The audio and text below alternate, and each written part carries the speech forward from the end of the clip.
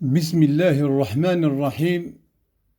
الحمد لله رب العالمين، والصلاة والسلام على نبينا محمد وعلى آله وصحبه أجمعين، وبعد.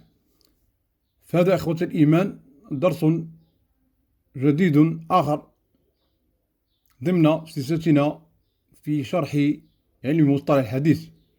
هو علم مهم وغاية في النفاسة، من أدق علوم الشريعة، لأن عليه يعرف الحديث الصحيح من الحديث الضعيف.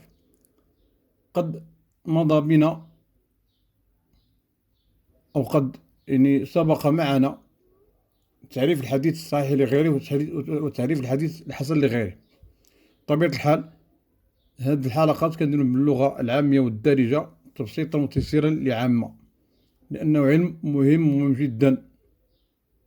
كثير من الناس يطعنوا فيه وهو لا يعلم فحواه ولا يعلم مفهومه معانيه. واليوم نتكلم إن شاء الله تعالى على مثال للحديث الصحيح لغيره، كما قلنا مرارا وتكرارا، بمثال يتضح البقاء. المقصود بهذا العلم أو المقصود بهذه القواعد من الحديث الصحيح والحديث الضعيف، وتطبيق ذلك على الأحاديث حتى نعرف الحديث الصحيح نأخذ به ونحتج به ونعمل به، ونعرف الحديث الضعيف ونضعه أو نتركه ولا نعمل به. فنقول وبالله نصول وجول مثال للحديث الصحيح لغيره. الآن نذكر جوج أمثلة، مثال الأول مثال الثاني. مثال الأول قوله صلى الله عليه وسلم: إن الغنم من دواب الجنة فامسحوا رغامها وصلوا في مرابضها. هذا الحديث رواه الإمام البيهقي في سننه الثاني صفحة 449 بسند رجاله ثقات، إلا واحد الراوي سميته إبراهيم بن عيينة. هذا الراوي بن عيينة قال فيه الحافظ بن حجر، كما قلنا في الحلقة اللي دازت، عنده كتاب سميته تقريب التهذيب، يعني كيتكلم فيه على الرجال أو رواة الحديث بصفة مختصرة. قال فيه ابن حجر صدوق يهم. إذن سند الحديث صدوق يهم يعني أنا صادق، ولكن فيه بعض الضعف في الحفظ ديالو.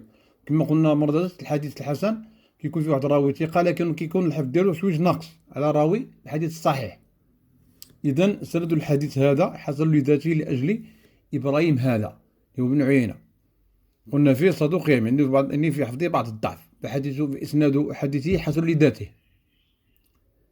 وروى هذا الحديث أيضا نفسه رواه البيهقي بسند آخر رجاله ثقات، يعني رجال ديالو ثقات إلا كثير بن زيد، واحد راوي سميتو كثير بن زيد.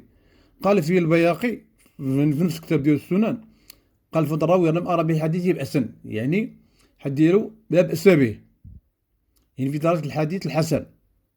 وقال في إمام الذهبي معروف أحد الأئمة الكبار في هذا العلم الحديث، وعلى اسمه في الرجال من مؤرخين الأمة، حتى أنه لقبوا العلماء بمؤرخ الأمة، كأن الأمة كانت يعني بين عينيه وهو يحكي أحداثها وأخبارها.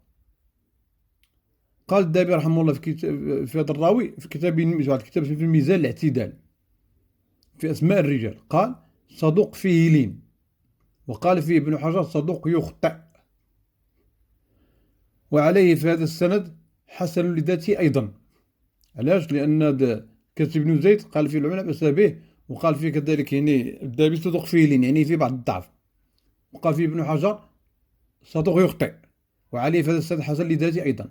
فإذا ضم إلى الذي قبله صار الحديث بذلك صحيحا لغيره، صار الحديث صحيحا لغيره.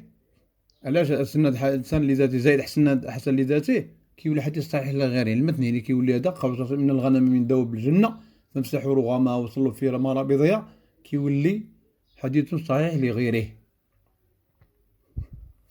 الرغم ديال هني داك ما ينزلو، الرغم ديال ما ينزلو هني من أنفها، والمرابط ديال الأماكن كتكون جالسة فيها، يعني بحال الغنم يعني طاهرة، وخلقت داكشي ديال وصل بها ماشي مشكل، يعني طاهرة.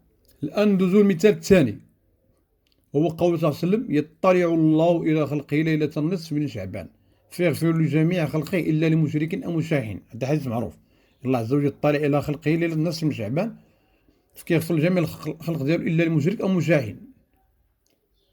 إذا هنا هذا الحديث هذا جاء هذا الحديث عن 7 من الصحابة، يعني الأسانيد ديالو فيها 7 الأسانيد 7 مختلفة، عندنا 7 الأسانيد، وكل سند منها فيه ضعف خفيف، يعني فيه واحد الضعف، إما مدلس ولا راوي سيء الحفظ ولا مجهول إلى آخره، اللي ذكرنا مرة في أنواع الضعف والعلة، أو أنواع الضعف أو أنواع العلة اللي كتقدح في الإسناد.